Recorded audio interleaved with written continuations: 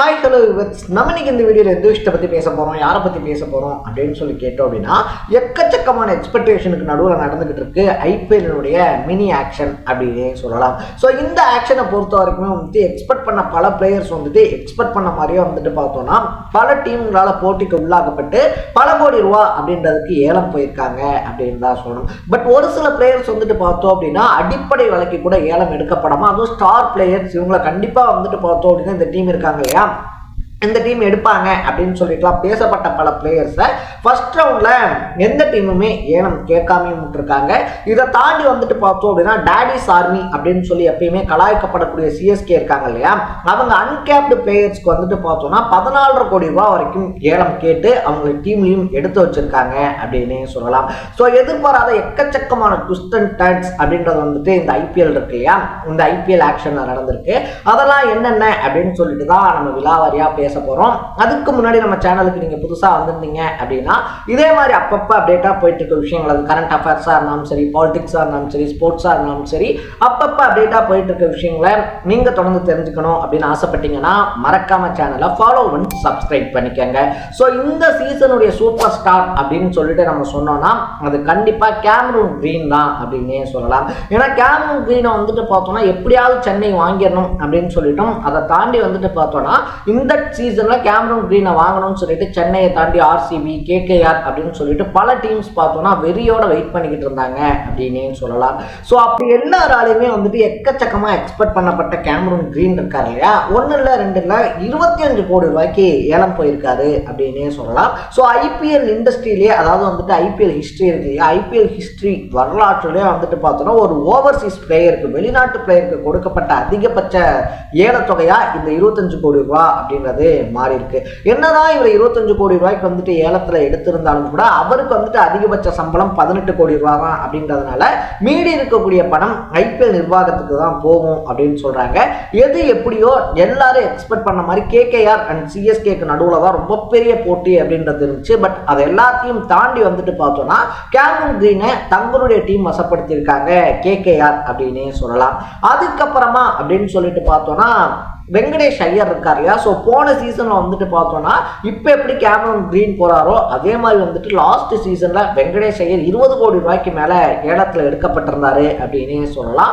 ஆனா வாழ்க்கை ஒரு வட்டண்டா அப்படின்ற மாதிரி பார்த்தோம்னா போன டைம் 20 கோடி ரூபாய்க்கு மேல கேகேஆரால் வாங்கப்பட்ட வெங்கடேஷ் ஐயர் பார்த்தோம்னா இந்த டைம் வெறும் 7 கோடி ரூபாய்க்கு ஆர்சிபியால வாங்கப்பட்டிருக்காரு அப்படின்னு தான் சொல்லணும். ஸோ ஐபிஎல்லை பொறுத்த வரைக்குமே எதுவுமே நிரந்தரம் இல்லை அப்படின்றதுக்கு வெங்கடேஷ் ஐயரை தாண்டி வந்துட்டு ஒரு சிறந்த எக்ஸாம்பிள் இருக்கு அப்படின்னே சொல்லலாம்.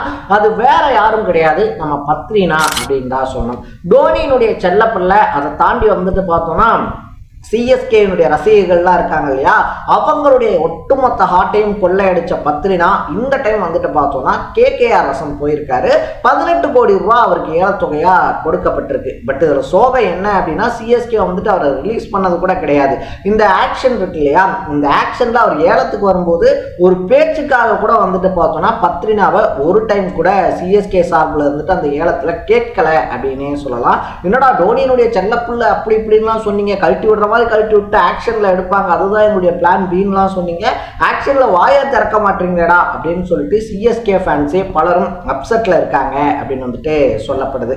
இதை தாண்டி வந்துட்டு பார்க்கும்போது ரவி பிஷ்னாய் இருக்கார் இல்லையா, ஸோ ரவி பிஷ்னாய் ஒரு ஸ்பின்னர் அப்படின்னே சொல்லலாம். ஸோ சென்னை வந்துட்டு பார்த்தோம் அப்படின்னா ரவி பிஷ்னாய்க்கும் எக்கச்சக்கமான போட்டிகள் கொடுத்தாங்க.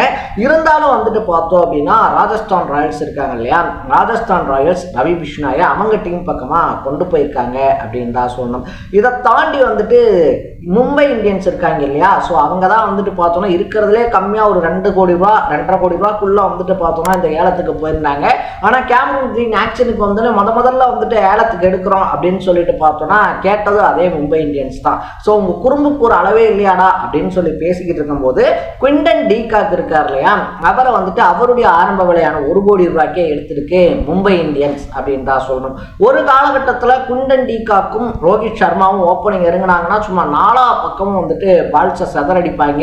அதுவும் வந்துட்டு பவர் பிளேலலாம் குவிண்டன் டி காக் பார்த்தோன்னா சும்மா பூந்து விளையாடுவாப்புல அப்படின்னு தான் சொல்லணும். ஸோ பழைய பேர், அதாவது அந்த ஓப்பனிங் பேர் இருக்காங்க இல்லையா, அவங்க வந்துட்டு திரும்பி வந்துட்டாங்க அப்படின்னு சொல்லிட்டு மும்பை ரசிகர்கள்லாம் ஒரு பக்கம் கொண்டாடிக்கிட்டு இருக்காங்க அப்படின்னே சொல்லலாம். இந்த பக்கம் அப்படியே திரும்பி பார்த்தோம் அப்படின்னா சிஎஸ்கே இருக்காங்க இல்லையா, எப்பயுமே வந்துட்டு டாடிஷ் ஆர்மி அப்படின்னு சொல்லிட்டு சிஎஸ்கேவை போட்டு கலாய்க்காத ஆளே இல்லை அப்படின்னு தான் சொல்லணும். ஸோ அப்படி வந்துட்டு பார்க்கும்போது பார்த்தோம்னா இந்த டைம் சிஎஸ்கே அன்கேப்டு பிளேயர்ஸ் மேலே எக்கச்சக்கமான பணம் அப்படின்றத கொட்டியிருக்காங்க அப்படின்னே சொல்லலாம்.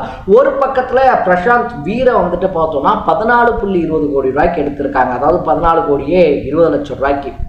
யார் இந்த பிரசாந்த் வீர், எதுக்காக இவ்வளோ பணத்தை கொட்டியிருக்காங்க அப்படின்னு சொல்லி பார்க்கும்போது ஜடேஜாவினுடைய இடம் அப்படின்றத ரிப்ளேஸ் பண்ணுறதுக்காக தான் இந்த பிரசாந்த் வீரை உள்ளே கொண்டு வந்திருக்காங்க அப்படின்னு சொல்கிறாங்க. ஒரு ஆல்ரவுண்டர். ஸோ பிரசாந்த் வீர் மேலே ஏன் இவ்வளோ பணம் கொட்டினாங்க அப்படின்றது மேட்ச் விளையாடும் போது உங்களுக்கு புரியும் அப்படின்னு சொல்லிக்கிட்டு இருக்காங்க. இதை தாண்டி அதே 14.20 கோடி ரூபாய்க்கு கார்த்திக் சர்மா அப்படின்னு சொல்லக்கூடிய ஒரு விக்கெட் கீப்பரையும் எடுத்து வச்சிருக்காங்க சிஎஸ்கே அப்படின்னு தான் சொன்னோம்.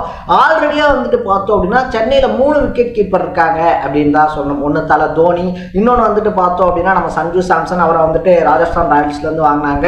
இன்னொருத்தர் வந்துட்டு பார்த்தோம்னா உர்வில் பட்டேல் இருக்கார் இல்லையா. ஸோ லாஸ்ட் சீசனில் வந்துட்டு பார்த்தோம்னா பாதியில் டீமுக்குள்ள வந்து அதிரடியாக ஆடி என்னடா இந்த பையனை நீங்கள் ஃபஸ்ட்டே எடுத்துருக்கலாமே அப்படின்னு சொல்லி கேட்க வச்ச ஒரு பிளேயர். ஸோ உர்வில் பட்டேலும் வந்துட்டு பார்த்தோம் அப்படின்னா விக்கெட் கீப்பர் தான். ஆல்ரெடி 3 விக்கெட் கீப்பர் இருக்கும்போது கார்த்திக் சர்மா அப்படின்னு சொல்லிட்டு இன்னொரு விக்கெட் கீப்பர் மேலேயும் 14 கோடி ரூபாய் அளவுக்கு ஏலம் போய் அவரை தன்வசப்படுத்தியிருக்காங்க சென்னை அப்படின்னு தான் சொல்லணும். இதை தாண்டி வந்துட்டு பார்த்தோம் அப்படின்னா எக்ஸ்பெக்ட் பண்ணப்பட்ட பல பிளேயர்ஸ் இருக்காங்க இல்லையா. முக்கியமாக சொல்லணும் அப்படின்னா லிவிங்ஸ்டன் இருக்கார் இல்லையா, லியாம் லிவிங்ஸ்டன், அவரெல்லாம் வந்துட்டு டெஃபினட்டாக சிஎஸ்கேல எடுப்பாங்க அப்படின்னு சொல்லியிருந்தாங்க.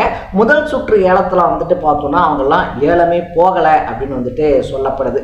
சென்னையில் போன டைம் வந்து தீபக் ஹூடா இருக்கார் இல்லையா, தீபக் ஹூடா உட்பட பல பிளேயர்ஸ் வந்துட்டு பார்த்தோம்னா நீன்னு சொல்லி எடுக்க டீம்ஸ் போட்டி போடுவாங்க அப்படின்னு சொல்லி எதிர்பார்க்கப்பட்ட சுச்சுவேஷனில் சென்னை மட்டும் கிடையாது, பல டீம்ஸுமே பல அன்கேப்டு பிளேயர்ஸ் மேலே இந்த டைம் அதிகப்படியான பணத்தை பெட் பண்ணி அவங்க டீமில் எடுத்திருக்காங்க அப்படின்னே சொல்லலாம். இன்னும் எக்கச்சக்கமான வீரர்களை எக்கச்சக்கமான டீம்ஸ் வாங்கியிருந்தாலும் ரொம்ப அதிகமாக இந்த ஐபிஎல்ல பரபரப்பாக பேசப்பட்டது இவங்களை வாங்கினது தான் அப்படின்னே சொல்லலாம். இதை தாண்டி இவங்க இந்த டீமுக்கு போயிருக்காங்கப்பா, இது ஒரு செம்ம மேட்ரு அப்படின்னு சொல்லி நீங்கள் நினச்சிங்கன்னா அது யார், அவங்க பேர் என்ன, எந்த டீமுக்கு போயிருக்காங்க அப்படின்றத கமெண்ட்டில் போட்டு இதே மாதிரி அப்பப்போ அப்டேட்டாக போயிட்டு இருக்க விஷயங்கள், அது கரண்ட் அஃபேர்ஸாக இருந்தாலும் சரி, பாலிடிக்ஸாக இருந்தாலும் சரி, ஸ்போர்ட்ஸாக இருந்தாலும் சரி, அப்பப்போ அப்டேட்டாக போயிட்டு இருக்க விஷயங்களை நீங்கள் தொடர்ந்து தெரிஞ்சுக்கணும் அப்படின்னு ஆசைப்பட்டீங்கன்னா மறக்காம சேனலை ஃபாலோ பண்ணி சப்ஸ்கிரைப் பண்ணிக்கோங்க. நாளைக்கு இதே மாதிரி இன்னொரு இன்ட்ரெஸ்டிங்கான வீடியோவோட சந்திக்கலாம். தட பை பை.